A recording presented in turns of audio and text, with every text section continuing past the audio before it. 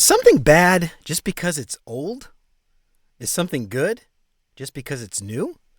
Well, we've all been there, pushing for change simply because something feels old, not because it's broken. But is newness for the sake of newness really a good thing? Maybe, maybe not. This is a logical fallacy called an appeal to novelty that lots of people fall for. Maybe you have too. So stick around and we'll learn all about it.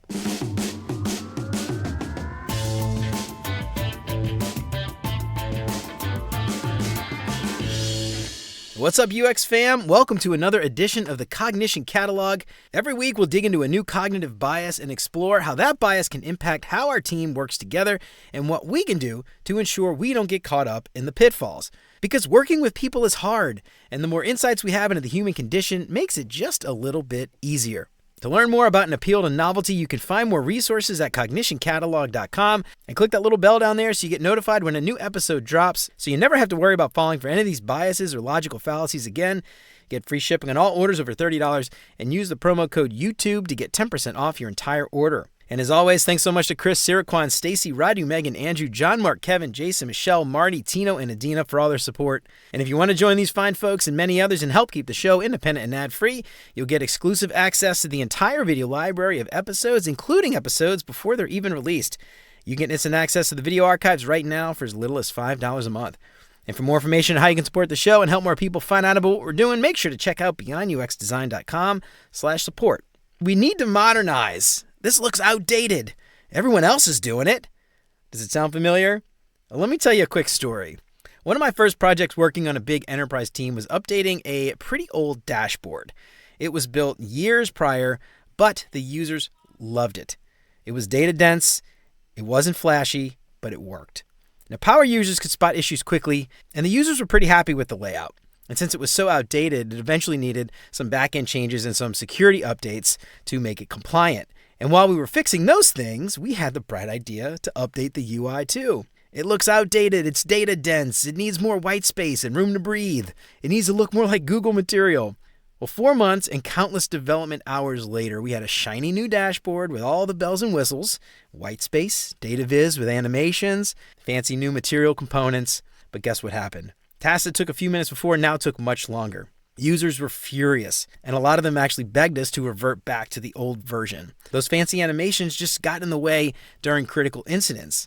Now, one veteran said it best. He said, "I don't need it to look pretty. I need it to help me do my job." Now, this bias shows up everywhere in software. Switching frameworks because that's where the industry's headed. Rebuilding perfectly good features to appear innovative. Adopting new methodologies before mastering the current ones. Choosing trendy design solutions over proven ones. Now, here's the truth. New isn't always better. Sometimes it's just new.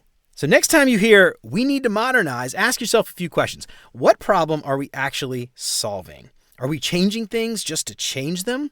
And what's the real cost of new?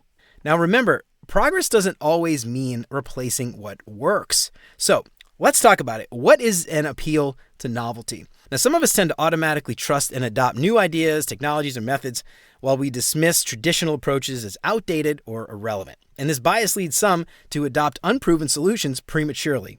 Now, unlike some of the other biases and fallacies that we've covered on this show, appeal to novelty does not have one single point of origin. No one person created the idea, no one specific individual coined the term. But research in organizational psychology has explored how businesses handle technological change and how we replace systems. Now, studies indicate that organizations sometimes adopt new technologies without clear evidence of improved outcomes. The rise of tech bro culture has even further amplified this bias. They've created an environment where disruption and innovation have become almost religious concepts. And this has led to what many have called innovation theater, where organizations prioritize the appearance of innovation over actual improvement. Now, in team environments, the appeal to novelty often fosters a culture of continuous upheaval. Teams might find themselves adopting new collaboration tools or methodologies every few months, creating what's known as change fatigue among the team members. They just get sick of change and they just don't want to change anymore.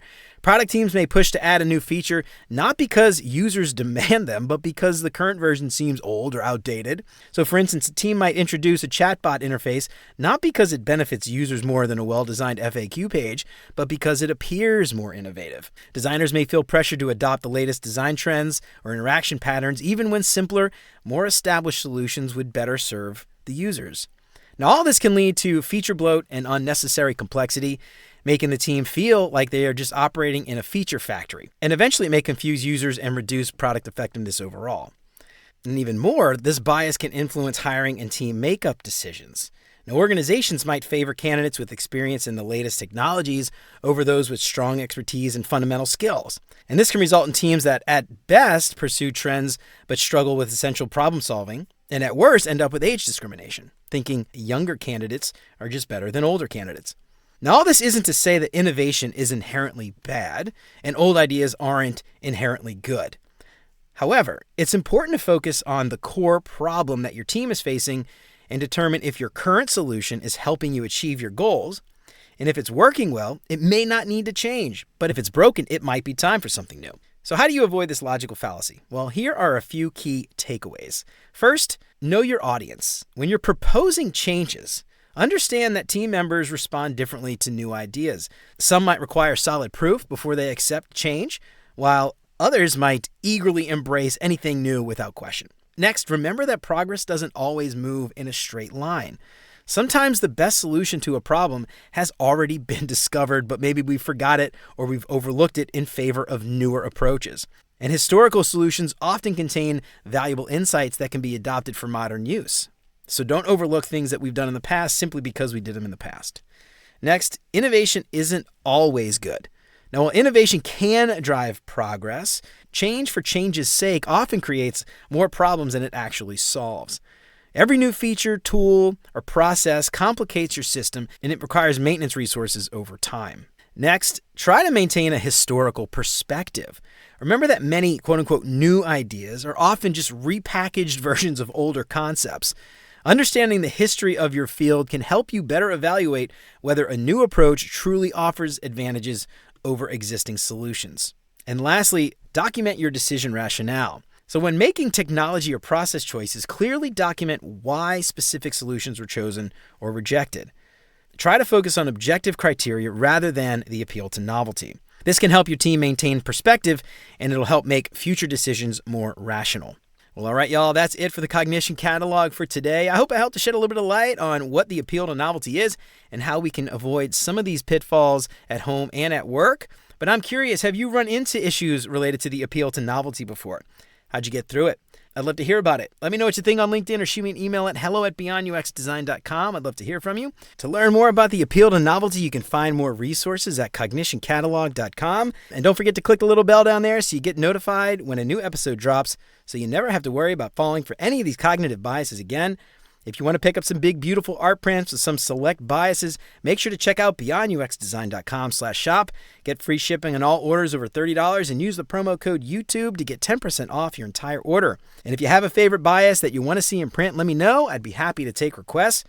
Help keep the show independent and ad-free. Check out beyonduxdesign.com/support to find out how. You can join Chris, Siraquan, Stacy, Radu, Megan, Andrew, John, Mark, Kevin, Jason, Michelle, Marty, Tino, Adina, and many others and help keep the show independent and ad-free. You'll get exclusive access to the entire video library of episodes, including episodes before they're even released. You get instant access to those videos right now for as little as $5 a month. And until next time, remember, you're more than a designer because there's more to UX and design. I'll see you around. Take care, y'all.